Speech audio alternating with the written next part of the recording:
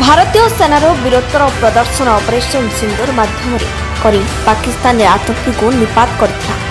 सही वीर सेना मानक मनोबल वृद्धि एवं सेमानकु उत्साहित करबा लक्ष्य नवरंगपुर जिला प्रशासन पक्षरु जिलापाल कार्यालय एक विशाल तिरंगा शोभायात्रा बाहरी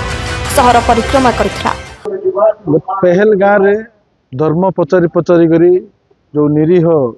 टूरिस्ट को सीटी हत्या करा जायतिला तार प्रतिशोध नहीं भारत वर्ष रे यशस्वी प्रधानमंत्री प्रथमे कूटनैतिक स्तर रे एवं पोरे ऑपरेशन सिंदूर ना रे जोटा पृथ्वी जानी पारला नहीं पाकिस्तान तो छाड़ंतु आतंकवादी अड्डा को अटैक करिकी एवं ता परे परे मध्य जो जोटी मध्य से माने थिले निपात करिवा पई भारत चेष्टा करी ऑपरेशन सिंदूर जबरदस्त सक्सेस हेची और से माने भी जो अटैक करथिले ताको जो प्रकार डिफ्यूज करा हेची पूरा विश्व चकित हो जाइए भारत वर्षर युद्धर पराक्रम को एवं योजना को से आज भारत वर्ष सारा ऑपरेशन सिंदूर को प्रत्येक घरे घरे पहुँचाइबा आज प्रशासन माध्यम रे तिरंगा यात्रा आज नवरंगपुर अनुष्ठित होउची और निश्चित भाव में भारतर युद्ध कौशल गत महाभारत रे एवं रामायण रे जिमती थिला तार मध्य अधिक भल होइची विश्व मध्य प्रशंसा करची एवं भारतीय जवान मानकर जो सैन्य बाहिनी जवान मानकर मनोबल वृद्धि पाई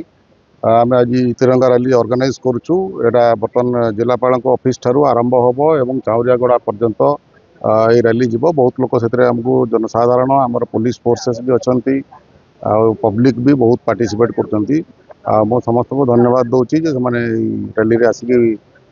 पार्टिसिपेट करिसेंती एवं मो समस्त को एवं पुलिस प्रशासन तरफ आमर जो सैन्य बाहिनी रे जो जवान माने आमर सीमा रे